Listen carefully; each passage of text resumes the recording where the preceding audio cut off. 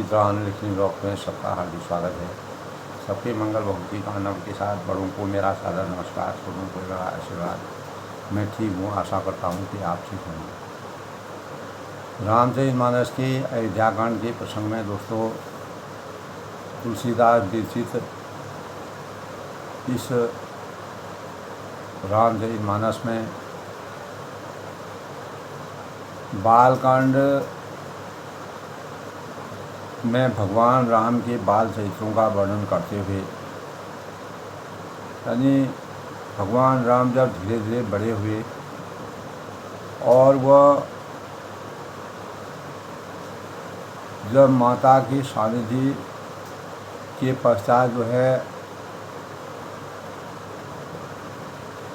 बाल्यावस्था पूर्ण होने के बाद वह किशोरावस्था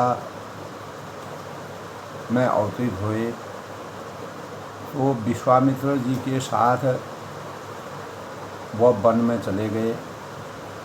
राजा दशरथ जी ने उनको विश्वामित्र जी को सौंपा, जिसके परिणामस्वरूप अनेकों प्रकार की विद्याओं का उन्होंने अपने जीवन में संचार किया और विद्याओं को प्राप्त करके गुरु की महिमा का गुणगान किया।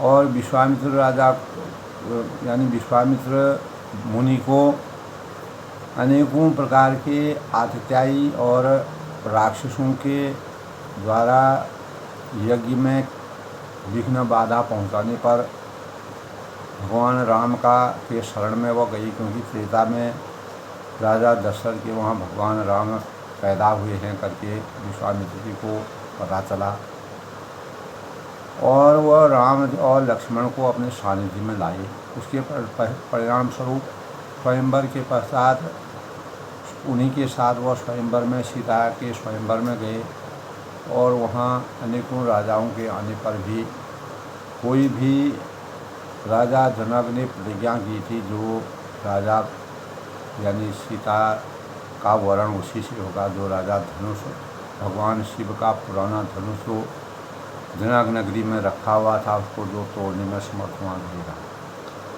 समस्त राजा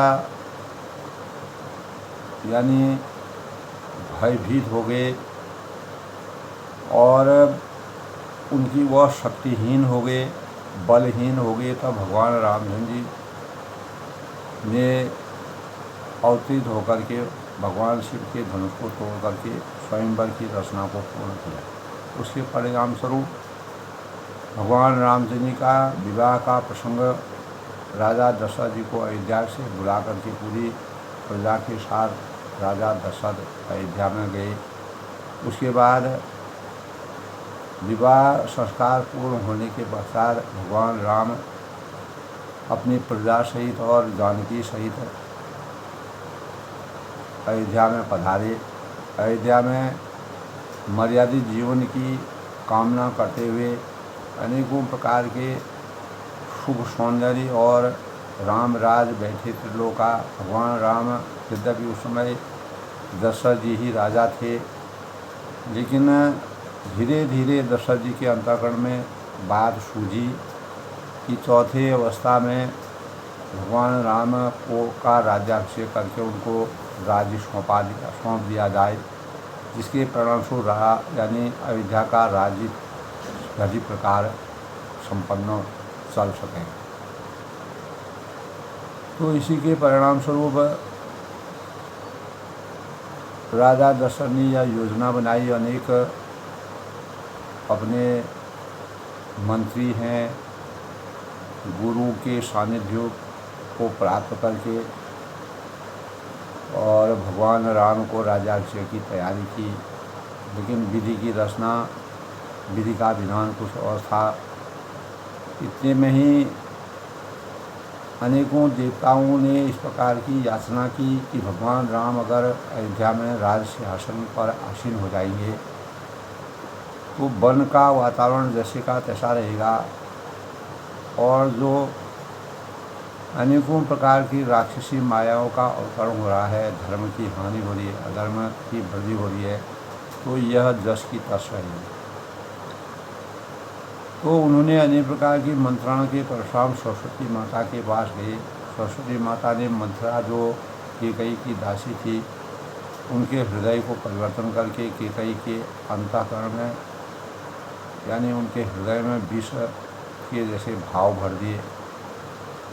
और कैकई ही एक राजा की ऐसी रानी थी जो बहुत चतुर थी, अडिग थी, स्वभाव से इतनी मृदु थी, लेकिन अपने चरित्र में, अपने विचारों में बहुत ही कुटिलता के साथ ही अटल विश्वास वाली थी। इसलिए भगवान रामचंद्र जी को 14 साल का वनवास जाना जरूरी था। देवताओं की ऐसी मंत्रणा थी और भगवान राम भी चाहते थे उनका अवतरण त्रेता युग में दशरथ जी के वहाँ अवतरण का उनका मुख्य उद्देश्य लोक कल्याणकारी कार्य करना था। त्याग की पराकाष्ठा को पूरे विश्व में जागृत करना था। विश्व बंधुत्व की भावना के अनुसार मानव चेतना को जगाना था। तो इसी प्रकार इसी के परिणामस्वरूप भगवान राम ने अयोध्या को राज्याभिषेक करने में कोई खास दिलचस्पी नहीं दिखाई और विधि का विधान भी इसी अनुरूप हुआ कि भगवान राम अंतर्यामी थे। कैकई ने 2 वरदान राजा से उसी समय मंथरा के कुविचारों के मंथन के परिणाम स्वरूप कैकई ने अपना रूप परिवर्तन कर दिया। वो भवन में बैठ गई और राजा से 2 वरदान मांगे। एक से भगवान राम को 14 साल का वनवास, दूसरे से भरत को राजसिंहासन।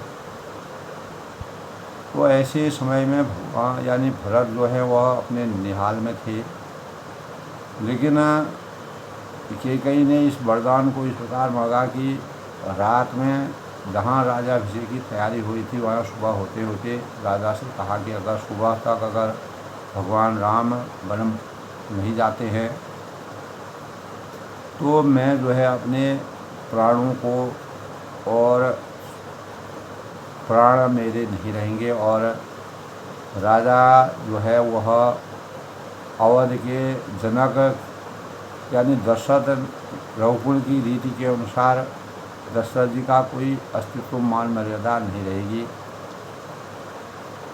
तो अनेकों प्रकार की मंत्रणा के परिणाम स्वरूप भगवान राम, लक्ष्मण और सीता जी सभी लोग अपने अपने माताओं की आज्ञाओं के अनुसार, और भगवान राम को तो 14 साल का वनवास था, लेकिन सीता जी बिना राम के नहीं रह सकती थी, लक्ष्मण जी भी नहीं रह सकते थे। तो राजा के सामने राम, लक्ष्मण और सीता तीनों वन जाने के लिए तैयार होते हैं और कैकई के मन में यह है कि किसी प्रकार का भी इनके वन जाने में कोई अवरोध न हो, इसीलिए वह तुरंत ही उनको वन भेजना चाहती थी। और भगवान राम जो है उनको मुनि की वस्त्र धारण करने के लिए कैकई ने मुनि वेश में कमंडल सहित मुनि यानी बदकल वस्त्रों को देकर के उनको बन जाने का आदेश दिया। तो भगवान राम ने सहर्ष स्वीकार किया और पिता की आज्ञा का पालन किया। तो भगवान राम को यानी जो राजा थे वह धर्म संकट में पड़ गए। एक तरफ से रानी के द्वारा मांगे गए वरदानों की तृप्ति करना, दूसरे से रघुकुल की मर्यादा के अनुसार भगवान राम को 14 साल का वनवास भेजना। तो राजा बहुत ही व्याकुल हो गए। ऐसी व्याकुल अवस्था में उन्होंने राजा से कहा कि यह तो बड़ा सुख का समय है, ऐसे समय में किसी प्रकार का संताप करना, जो धीर बुद्धि होते हैं, धीरता के मानव होते हैं, उनके लिए यह शोभा नहीं देता है। तो सुमंत जी जो उनके मंत्री थे, मंत्री के आग्रह पर राजा ने जब राम, लक्ष्मण और सीता को वन के वेश में देखा और उनके अंतःकरण में अपार दुख की अनुभूति हुई, तब भगवान राम के अंतःकरण में केवल एक बात थी। उन्होंने सारी प्रजा से कहा कि जब तक भरत अयोध्या में नहीं आते हैं तब तक मातु सकल मोरे विरह जेहि न हुई दुख दीन। यानी हे परम चतुर पूर्वासी सज्जनों, आप लोग सब वही उपाय करिएगा जिससे मेरी सब माताएं और पिताजी के अंतःकरण में किसी प्रकार का दुख है और वह किसी प्रकार के दुख को करते हैं, मेरी याद शुद्ध उनको आती है, तो आप लोग उनको अनेक प्रकार की कथाएं सुनाना और प्रसंग सुनाना, प्रेरणा के भावों को सुनाना, महान लोगों की कहानियों को सुनाना, जिससे उनके अंतर्गण में ज्ञान का संचार हो। तो श्री रामचंद्र जी बार बार दोनों हाथ जोड़कर सबसे कोमल वाणी कहते हैं कि मेरा सब प्रकार से हितकारी मित्र वही होगा, सच्चा मित्र वही होगा जो महाराज को हमेशा सुख रखने का प्रयास करे। यानी बार ही बार जोर दू पानी, कहत राम सब सन्मधुबानी, सोई सब भांति मोर हितकारी, जीते रहे भुआल सुखारी। यानी राजा जिस प्रकार से सुख की अनुभूति करेंगे, अपार सुख, उनको किसी प्रकार का चिंतन नहीं होगा, कोई सोच नहीं होगी, और राम वन में है या अवध में है इसका एहसास उनको नहीं होगा। तो बार बार भगवान राम हाथ जोड़कर सभी प्रजा से और परिवार के लोगों से हाथ जोड़ते हैं। कहत राम सब सन्मधुबानी, मधुर वाणी से भगवान राम का धीर बुद्धि वाले हैं, काफ़ी गंभीर है, नीति मर्यादा को जानने वाले हैं, और अनेक दासी और दासियों को बुलाकर उन्होंने गुरु जी को सौंप कर, क्योंकि दासी और दासियां जो है उनकी चिंता उनको थी, प्रजा की चिंता थी, तो उन्होंने कहा कि हे गुसाई, इन सब की माता पिता के समान सार संभाल यानी देखभाल करना, जिससे रघुकुल की मर्यादा हमेशा के लिए बनी रहे और इनको किसी प्रकार का कष्ट न हो। गुरु जी ने कहकर वन सबको वर्षासन वर्ष भर का भोजन देने का आग्रह उन्होंने किया और सभी गुरुओं का वंदन किया और आदर दान और विनती विनय से उन्हें वश में करने के भावों से सबको आसक्त किया और याचकों को दान मान से संतुष्ट कर मित्रों को पवित्र प्रेम से प्रसन्न करने के भावों का संचार भगवान रामचंद्र जी ने वन जाने से पहले इस प्रकार हृदयस्पर्शी ढंग से इन बातों का वर्णन किया है। यानी नृपहि प्राण प्रिय तुम रघुबीरा, शील सने न छाने होगा। जबकि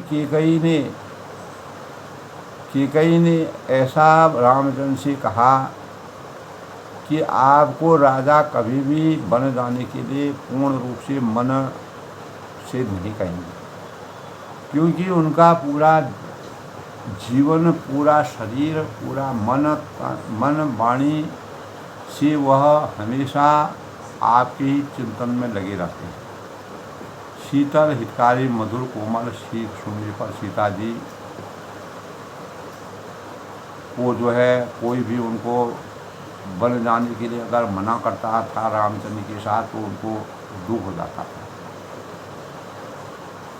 और सीता जी किसी प्रकार का उत्तर नहीं देती थी, क्योंकि उनको भगवान राम के चरणों में समर्पण की भावनाएं थी।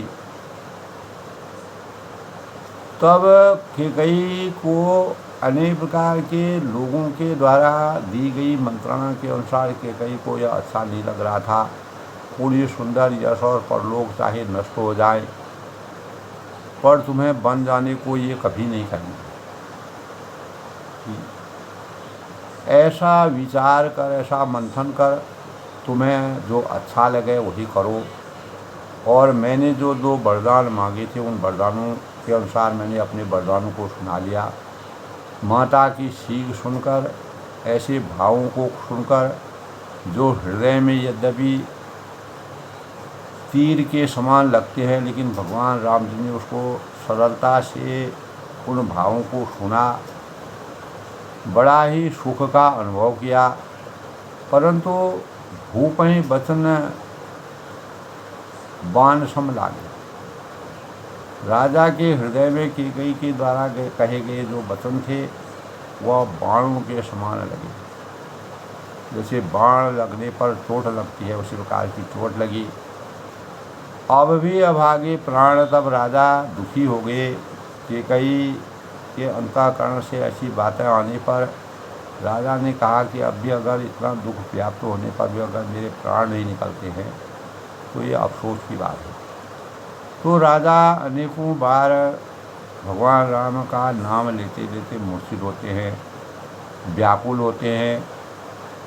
किसी को कुछ सूझ नहीं पड़ता है आखिर होगा क्या और क्या किया जाए। श्री रामचंद्र जी तुरंत मुनि का वेश बनाकर माता पिता को सिर नवाकर चल दिए। तो वन का सब साज समाज सजाकर वन के यानी जो बदकल वस्त्र थे, आशु की वस्तुओं को साथ लेकर रामचंद्र जी और सीता जी, लक्ष्मण भाई लक्ष्मण सहित ब्राह्मण और गुरु के चरणों में वंदना करके सबको अचेत करके चले गए। सब चेतनहीन हो गए। तो राजमहल से निकलकर श्री रामचंद्र जी वशिष्ठ की दरवाजे पर जा खड़े हुए, जो उनके कुलगुरु थे। देखा कि सब लोग विरह की अग्नि में जल रहे हैं। विरह की वेदना बड़ी ही विचित्र होती है दोस्तों। तो उन्होंने प्रिय वचन कहकर सबको समझाया। फिर रामचंद्र जी ने ब्राह्मणों को की मंडली को बुलाया। तो इस प्रकार कि गुरु वशिष्ठ ने से कहकर उन सबको वर्षासन यानी वर्ष भर के लिए यानी अनेक प्रकार से उनका आदर दान विनय उन्हें वश में कर किया। अपनी बातों से उनको मंत्रमुग्ध किया और वाचकों को दान और मान देकर संतुष्ट करके मित्रों को पवित्र प्रेम से प्रसन्न किया। अंतोगत्वा भगवान राम ने यही क्या कहा कि मेरे 12 बार जोर जुग पानी कहत राम सब मृदुबानी। तो बार बार भगवान राम जो है हाथ जोड़कर विनय करते हैं, कोमल वाणी में कहते हैं कि मेरा सब प्रकार से हितकारी मित्र वही होगा जिसकी चेष्टा से महाराज सुखी होंगे, सुख का अनुभव करेंगे। और हे परम चतुर पुरवासी जो अयोध्या के वासी है, मैं उनका कृतज्ञ हूँ। आप लोग सब यही उपाय करना जिससे माता को अगर कभी मेरी याद आती है, सुध आती है, वह विस्मित होती है, दुखी होती है, तो बिना से दुखी होते हैं तो उनको समझाने का प्रयास करना, उनको अनेक प्रकार के शुभ भाव से संचित करना। तो इस प्रकार भगवान राम ने अपनी आसक्ति के अनुसार और असतो माँ सद्गमयो तमसो माँ ज्योतिर्गमयो और सत्यमेव जयते के भावों को अपने अंतःकरण में रखते हुए मान मर्यादा का ध्यान रखते हुए वन के मार्ग को सबसे सुलभ और अपने जीवन के लिए सबसे अच्छा माना।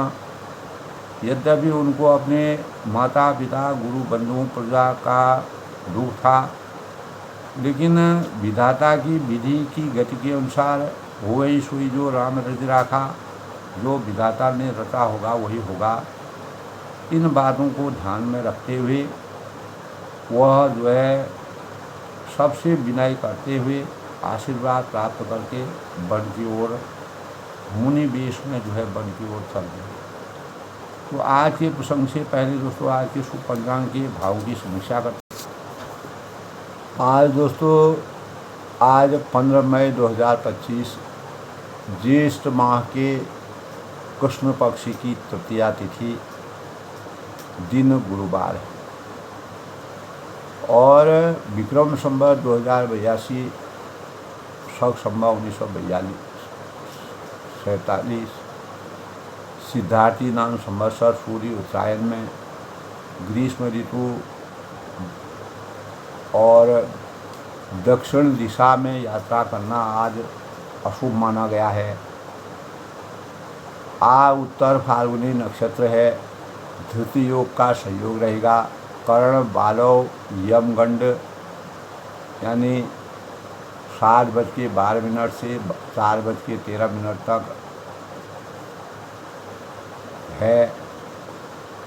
अभिजीत मुहूर्त की बात करें, शुभ मुहूर्त की बात दोस्तों, आज 11:56 से 12:49 तक। अमृतकाल आज 4:27 से 6:12 तक। ब्रह्म मुहूर्त जिसके 4:13 से 5:01 तक। राहु काल जिसके दौरान शुभ कार्य को करना वर्जित माना गया है, उस दौरान 1:59 से 3:41 तक अपराह्न। सूर्योदय आज 5:30 पर होंगे और सूर्यास्त 7:05 पर होंगे। इस प्रकार आज के शुभ पंचांग के भावों की समीक्षा है। आज गुरुवार का दिन है। गुरुवार को भगवान बृहस्पति और भगवान विष्णु और माँ लक्ष्मी की पूजा करने का दिन है। और गुरुवार की प्रकृति जैसे हम जानते हैं दोस्तों, क्षिप्र होती है और ब्रह्मा का यह दिन माना जाता है। बृहस्पति भगवान बुद्धि के मानक माने गए हैं और सभी देवताओं के गुरु हैं। धनु और मीन राशि के स्वामी गुरु और सूर्य मंगल चंद्र मित्र राशि के ग्रह हैं।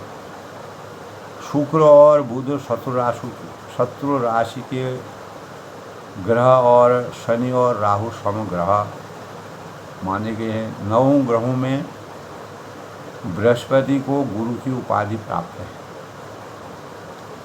भगवान विष्णु को समर्पित पूजा आध्यात्म की उन्नति समृद्धि की प्राप्ति का यह दिन है। जो भी जातक सही भावों से मन वचन और कर्म से बृहस्पति देव की पूजा करते हैं तो वह अनेक प्रकार की मुश्किलों से परेशानियों से उनको छुटकारा मिलता है। गुरुवार की दिशा ईशान होती है। ईशान दिशा में भगवानों का वास होता है, जो शुभता का मानक माना गया है। और इस दिन दोस्तों धार्मिक और मंगल कार्यों को भगवान विष्णु और बृहस्पति देव का पूजन शुभ और लाभकारी माना गया है। इसीलिए कहा है गुरु ब्रह्मा गुरु विष्णु गुरुदेव महेश्वर गुरु साक्षात परम ब्रह्म तस्मै श्री गुरुदेव। गुरु गोविंद दोनों खड़े काके लागू पाए, बलिहारी गुरु आपने गोविंद जी को बताए। यानी इस संसार में मानव जीवन में जितने भी मान सम्मान यश कीर्ति और ऊंचाई के पायदान में पहुंचने का मार्ग गुरु के सानिध्य से ही प्राप्त होता है। जितने भी विचारक हुए हैं, ज्ञानी हुए हैं, मुनि हुए हैं, श्रेष्ठ जन हुए हैं, सब गुरु की अनुकंपा का रहस्य है। इसीलिए गुरु को ब्रह्मा विष्णु महेश की उपाधि दी गई है। गुरु शंकराचार्य ने भी गुरु का अर्थ जो है अंधकार से ज्ञान रूपी अंधकार से ज्ञान रूपी प्रकाश के मार्ग को अपना करके मानव जीवन को ज्ञान की पराकाष्ठा का अपार सृजन होता है। गुरु मंत्र बुद्धि भूतम त्रिलोकेशम तंग नमामि बृहस्पति ओम ब्रह्म बृहस्पति नमः ग्रां ग्रीं गुरुं सह गुरुवे नमः। हिंग नमः। गुरु मंत्र से अमंगल भी मंगल में परिवर्तित हो जाता है। और राज मंत्रों में दोस्तों मुनि रत्न कुमार ने नमस्कार मंत्र को सबसे शुभकारी मंत्र माना है। ओम ग्रांग ओम गुरुवी नमः सबसे बड़ा मंत्र माना गया है। इसका जाप करने से गुरु का आशीर्वाद प्राप्त होता है। श्रद्धा भाव से अपनाने से हमारे जीवन में आमूलचूल परिवर्तन होते हैं। और बृहस्पतिवार को गुरुवार को दोस्तों गणेश जी का पूजन करना और उसके बाद भगवान विष्णु भगवान का पूजा करना, बृहस्पति देव का पूजा करना, माँ सरस्वती की पूजा करना। पूजा में पंचामृत से स्नान करना और पीले वस्त्रों का, पीले फूलों का, पीले फलों से भगवान विष्णु का को भोग लगाना चाहिए, भगवान विष्णु में अर्पित करना चाहिए, शुभकारी माना गया है। ओम नमो भगवते वासुदेवाय का जप करना चाहिए। तो इस प्रकार दोस्तों बृहस्पति देव गुरुवार का दिन मानव जीवन के लिए, मानव जीवन की उन्नति के लिए और यश मान सम्मान ज्ञान प्राप्ति का दिन माना गया है।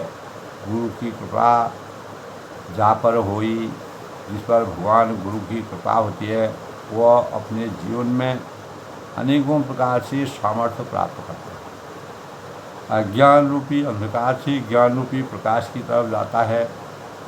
भगवान रामचंद्र ने भी गुरुओं के सानिध्य में रह करके अनेक प्रकार के शस्त्र अस्त्र विद्याओं का ज्ञान प्राप्त किया और ऐसा ज्ञान प्राप्त किया जिससे वह अंतर्यामी बन गए। गुरु की प्रेरणा से मानव जीवन में अवतीत होकर के ज्ञान के भंडार के रूप में भगवान राम पुरुषोत्तम बने। त्याग की पराकाष्ठा उनके अंतर्मन में आई और धर्म की धूरी के धुरंधर कहलाए। यही गुरु के आशीर्वाद का सबसे बड़ा कारण है।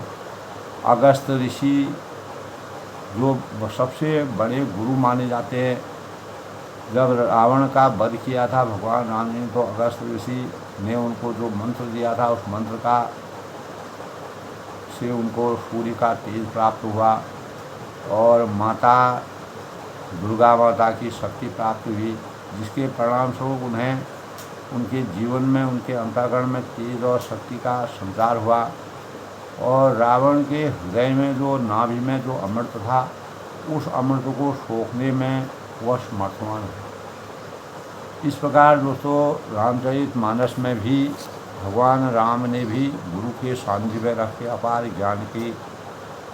ज्ञान प्राप्त करके मानव चेतना को जगाने का प्रयास किया। भगवान राम जो है दोस्तों शांत सुखाय रघुनाथ गाथा कहा गया, यानी रामचरितमानस में भगवान राम ने बन जाने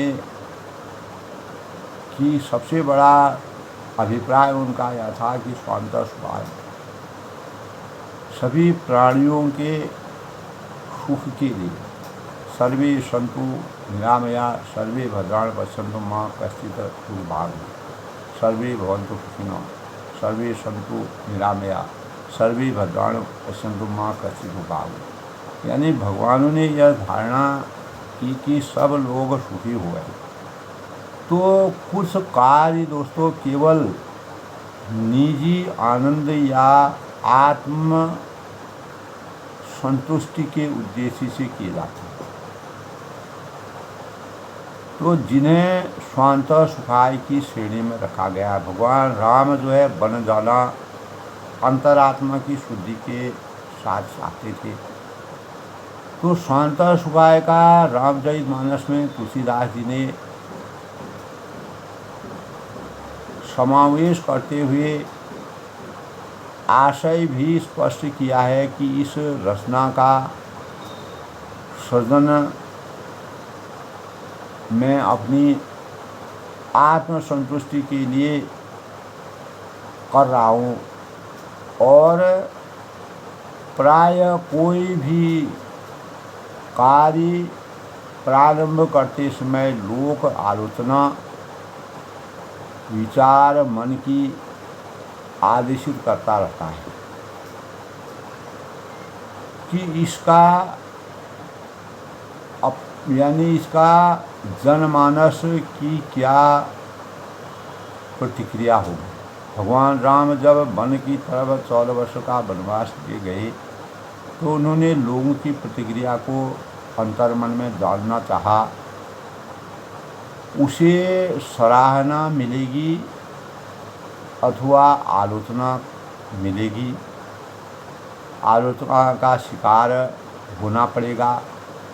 तो बहुत बार दोस्तों इसी संकोच में या तो कोई प्रारंभ कार्य को कोई प्रारंभ ही नहीं करता है और अथवा उसका अधूरा ही छोड़ देता है। किंतु भगवान राम जी की सबसे बड़ी परीक्षा थी स्वांतः सुखाय के उद्देश्य को आपको सामने रखकर किए जाने वाले कार्य इसके अपवाद होते हैं। तो उन्हें करते समय किसी आलोचना अथवा सराहना की परवाह मन में नहीं करनी चाहिए। भगवान राम ने इन परवाहों व आलोचनाओं से बचने का प्रयास किया। उन्हें करते समय कर्ता के मन में केवल आत्मसंतुष्टि के भावों की प्रधानता होती। यही रामचरितमानस में तुलसीदास ने वर्णन किया। यदि स्वांतः सुखाय से संबंधित कार्यों को बहुजन हिताय यानी लोक कल्याणकारी कार्यों के हेतु भी संबद्ध कर लिया जाए तो वह शोले में सुहागा सिद्ध होगा, जो न केवल आत्मसंतुष्टि देगा बल्कि जन कल्याणकारी होकर आत्मसंतुष्टि के स्तर को द्विगुणित करने यानी दुगुना करने में सुयोग भी उपलब्ध समझेगा। तो ऐसे अनेक उदाहरण रहे हैं जहाँ आरंभ में ही कर्ता को उपवास का शिकार यानी उपहास का शिकार होना पड़ा। भगवान रामचंद्र जी को भी वन में रहते हुए जब सीता जी का हरण हुआ अनेक प्रकार के अवहेलना का पात्र उनको बनना पड़ा, किंतु अपने मानसिक संतुलन संकल्प के दम पर यानी अंततः वह इतिहास रचने में सफल हुए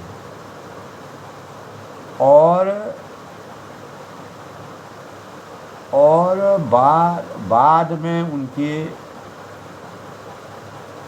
कार्यों के प्रयासों और उपलब्धियों को सुरक्षा तथा यानी सराहा गया। तो दोस्तों स्मरण रहना चाहिए, याद रखना चाहिए कि जो दृढ़ संकल्प से के साथ और बिना विचारे ही लोग क्या कहेंगे और उससे बेपरवाह होकर यानी लक्ष्य प्राप्ति करने के लिए पूरे समर्पण भाव से कार्य करने की जीवता के साथ आगे बढ़ना चाहिए, तो सफलता भी असंभावी है और स्वांत सुखाय की अनुभूति होना भी निश्चित है। तो फिर भी दोस्तों कभी यानी असफलता ही मिले तो वह भी एक उपलब्धि ही हो। भगवान रामचंद्र जी को वन में अनेक प्रकार की चुनौतियों का सामना करना पड़ा और तब भी वह अपने मन से बिल्कुल, अपने इंद्रियों से बिल्कुल विचलित नहीं हुए, क्योंकि तब एक अनुभव की सार्थकता सुलभ उनके जीवन में हुई, जो आगे पथ प्रदर्शन में सहायक सिद्ध हुई।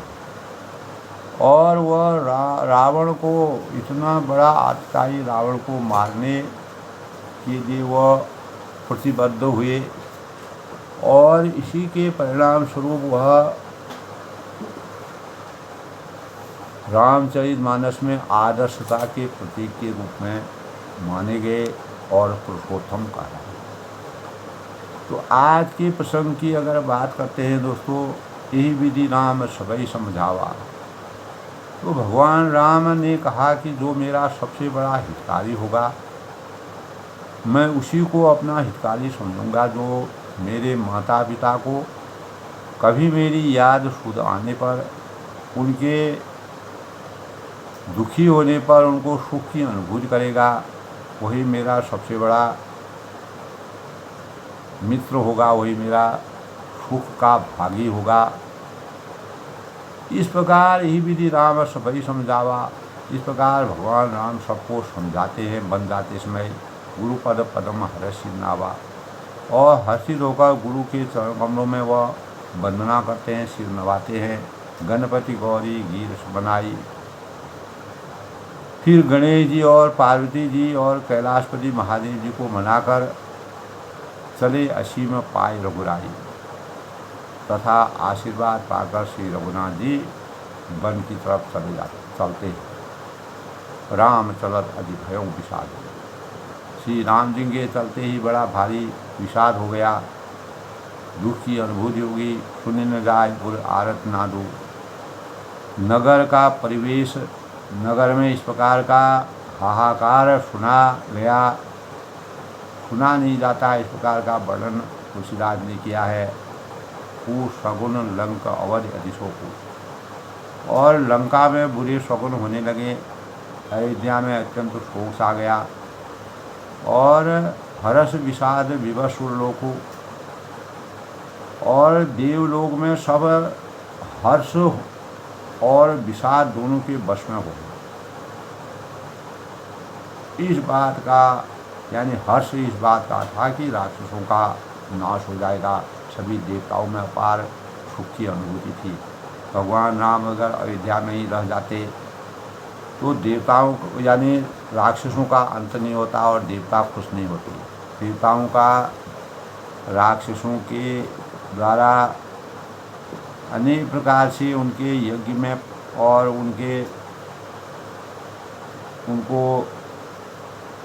उनके जीवन में हानि पहुंचाने वाले राक्षसों का नाश होना फिर नहीं था, तो भगवान राम का बन जाना अनिवार्य था। हर्ष विषाद विवशुर लोकु, और विषाद अयोध्यावासियों के शोक के कारण था। हर्ष इस बात का था कि देवताओं में सुख की अनुभूति हुई। विषाद इस बात का था कि अयोध्या में भगवान राम के बिना वन का जैसा वातावरण हो गई। मूर्छा तब भूपति जागे, बोली सुमंत कहना असलागे। तो तब जब राजा ने सोचा कि भगवान राम लक्ष्मण और सीता वन को चले गए हैं, तो मूर्छा दूर हुई। तब राजा जागे, सुमंत को बुलाकर ऐसा कहने लगे कि श्री राम वन को चले गए हैं पर मेरे प्राण नहीं जा रहे। गई मूर्छा तब भूपति जागे, बोली सुमंत कहन अस लागे। राम चले वन प्राण न जाही। राम वन को चले गए हैं लेकिन मेरे प्राण नहीं जा रहे हैं। ये सुख लागे रहना तन माही। और पर मेरे प्राण नहीं जा रहे हैं, न जाने ये किस सुख के लिए शरीर यानी भौतिक शरीर में यह प्राण किस कारण से टिके हुए हैं। यही तय कौन व्यथा बलवाना। इससे अधिक बलवती और कौन सी व्यथा होती है। इससे बड़ा दुख और संसार में क्या होता है। जो दुख पाए तदौ मन प्राणा। जिस दुख को पाकर प्राण शरीर को छोड़ेंगे, पुण्य धीर धरि धीर कहे नर नाऊ। तब वह फिर धीरज धरकर राजा ने कहा कि व्यथा कि हे सखा, तुम रथ लेकर श्री राम जी के साथ जाओ, ले रथ संग सखा तुम जाओ। फिर भी रामचंद्र जी के स्वरूप में इस प्रकार से उनका ध्यान अनुरक्त है। अपने पुत्रों के मोह में वो पूर्ण रूप से संतप्त है। श्रुति सुकुमार कुमार रो। अत्यंत सुकुमार दोनों कुमारों को सुकुमारी जानकी को रथ में चढ़ाकर सुमंत्र से उन्होंने आदेश दिया, रथ चढ़ाए देव दिखराई बन फिरऊ गए दिन 4। वन दिखलाकर 4 दिन के बाद लौट आना। यानी उनको पूरा वन दिखा करके 4 दिन के बाद अपना वापसी करना। तो राजा यद्यपि मूर्छित थे, लेकिन भगवान राम की सुधि उनके अंतःकरण में आ रही। जो नहीं फिर ही धीर दो भाई। यदि धैर्यवान दोनों भाई न लौटे, उन्होंने लौटने में असमर्थता जताई। सत्य संग दृढ़ व्रत रघुराई। क्योंकि रघुनाथ भगवान राम जो है प्राण के सत्य और दृढ़ता के नियमों का पालन करने वाले हैं। रघुकुल की नीति और मर्यादा के अनुसार कार्य करने वाले हैं। तो तुम विनय करो कर जोड़ी। तो सुमंत्र से कहा कि तुम हाथ जोड़कर विनती करना, अनुरोध करना कि हे प्रभु मिथिलेश किशोरी, हे रही प्रभु मिथिलेश किशोरी, जनक कुमारी सीता जी को तो किसी न किसी भाव से तुम लौटा के आ जाना। जब सिय कानन देख डराई। जब सीता वन को देख करके डरने लगेगी, आगे बढ़ने में असमर्थ होगी, तब वह विवश हो जाएगी। कहीं मोर ऋषि का अवसर लाई। तब मौका पाकर मेरी यह सीख उनसे कहना कि तुम्हारे सास और ससुर के लिए ऐसा संदेश कहा है। सास ससुर अस कहो संदेश। पुत्री फिरहूँ बन बहुत कलेश। तुम लौट कर चलो और वन में बहुत क्लेश है, दुख है, और इतना आपने देख लिया है, आगे बहुत ही बड़ा कष्ट होगा। तो राजा दशरथ ने अपने मन की अंतर्वाणी को, अंतर्चित्त की वाणी को, प्रेम की वाणी को, प्रेम की पराकाष्ठा को सुमंत्र से कह करके मन को बुझाया। पितु ग्रह कबहु ससुरारी। कभी पिता के घर, कभी ससुराल, जहाँ तुम्हारी इच्छा हो रहो, जहाँ रुचि हो तुम्हारी। जो भी तुम्हारी इच्छा के अनुसार हो वहाँ तुम उसी प्रकार से रहना। ये विधि करो उपाय कदम्बा, यानी 14 वर्ष तक तुम इस प्रकार से अपना जीवन यापन करना, जो संभव नहीं है। तो यदि सीता जी लौट आई तो मेरे प्राणों को सहारा हो जाएगा। मेरा जो है एक डूबते को तिनके का सहारा हो जाएगा। नाय न मोर मरण परिणाम। नहीं तो यह निश्चित है, अंत में मेरा मरण ही होगा, वही मेरा अंत है। कछु न बसाए भे विधिगामा। विधाता ने विपरीत होने पर कुछ बस नहीं। अगर विधाता विपरीत हो जाते हैं तो उसमें किसी का बस नहीं चलता है। तो अस कही मूर्छि परा महिराऊ। सुमंत्र जी को इस प्रकार का संदेश दे करके, सीख दे करके भगवान राम का लक्ष्मण का नाम लेते हुए और सीता जी का नाम लेकर ऐसा कहकर राजा मूर्छित होकर पृथ्वी पर गिर पड़ते हैं। बार बार उनको मूर्छा आ जाती है, पृथ्वी पर गिर जाते हैं। तो अनेकों भाव उनके अंतःकरण में जागृत होते हैं। पाय हृदय सुनाय शिव। और सुमंत जी राजा को आपकी आज्ञा पाकर सिर नवाकर शिर नाय शिर रथ अति वेग बनाए और बहुत जल्दी रथ में जुड़वाकर वहाँ गए जहाँ नगर के बाहर सीता सहित दोनों भाई। तो वहाँ जाकर सुमंत जी ने भगवान राम और लक्ष्मण और सीता जी को रथ में चढ़ा करके राजा ने जो संदेश दिया था उसका सहर्ष अनुपालन करना सुनिश्चित किया। और तब सुमंत नव वचन सुनाई, करी विनती त रथ राम चढ़ाई, चढ़ी रथ सिंह सहित दो भाई, चले गए अवध बद सिंह। तब वहाँ पहुंचकर सुमंत ने राजा के वचन श्री राम जी को सुनाए और विनती करके उनको रथ पर चढ़ाया और सीता जी सहित दोनों भाई रथ पर चढ़कर हृदय में अयोध्या को सिर नवाकर वन की तरफ चलते हैं। चलत राम लखी अवध बनावा, अनाथा विकल लोग सब लोग साथा, कृपा सिंधु बहुविधि समझावही, फिर ही प्रेम बस पुनि फिर आओ। श्री राम जी के जाते हुए और अयोध्या के अनाथ होते हुए देखकर सब लोग व्याकुल हो जाते हैं, दुखी हो जाते हैं। उनके साथ होलिए कृपा के समुद्र श्री रामचंद्र जी उन्हें बहुत तरह से समझाते हैं, बुझाते हैं, तो भी अयोध्या की ओर लौट जाते हैं, परंतु प्रेम वश फिर लौट आते हैं। लागति अवध भया वन भारी, मानहु काल रात हरियारी, घोर जंतु सम पुर नर नारी, दर्पही कहूँ एक निहारी। और अयोध्यापुरी बड़ी डरावनी लग रही है, क्योंकि अवध वहाँ जहाँ राम निवास हो, भगवान राम ने वहाँ अंधेरा कर दिया है, मानो अंधकारमयी काल रात्रि हो गई है। नगर के नर नारी भयानक जंतुओं के समान एक दूसरे को देखकर डर रहे हैं। घर मशान परिजन जन भूता, घर शमशान कुटुंबी भूत प्रेत और पुत्र तैसी और मित्र मानो यमराज के दूत के जैसा विद्यमान लग रहे हैं। सुत हित मीत मनो जम दूता, बागन बितब बलि कुमलाई, और बगीचों में जो वृक्ष और बेलें हैं, लताएं हैं, यानी वह मुरझा रही हैं।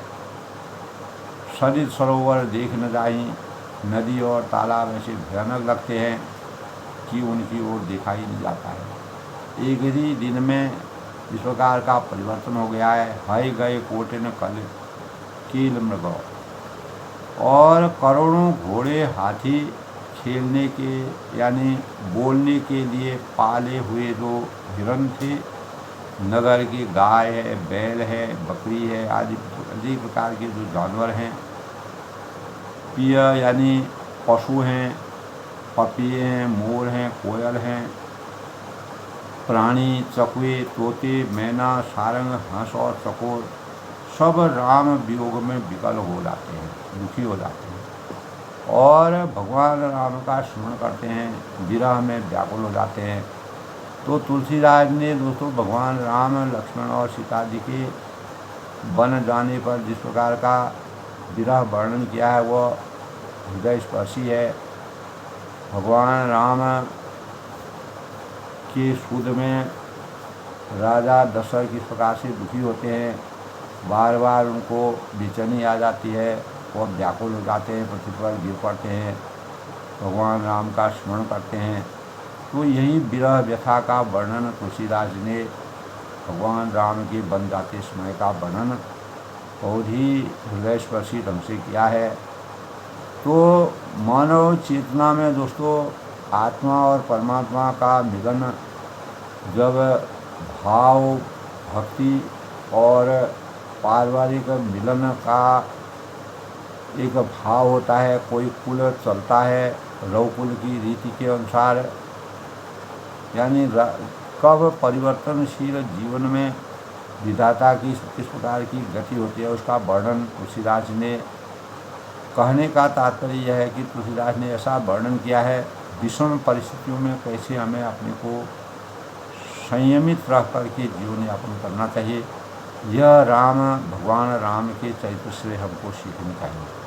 तो आज के प्रसंग में सबके मंगल हो की कामना के साथ मैं सबका अभिनंदन करता हूँ, स्वागत करता हूँ। जय श्री राम के साथ और अपनी वाणी को विराम देता हूँ।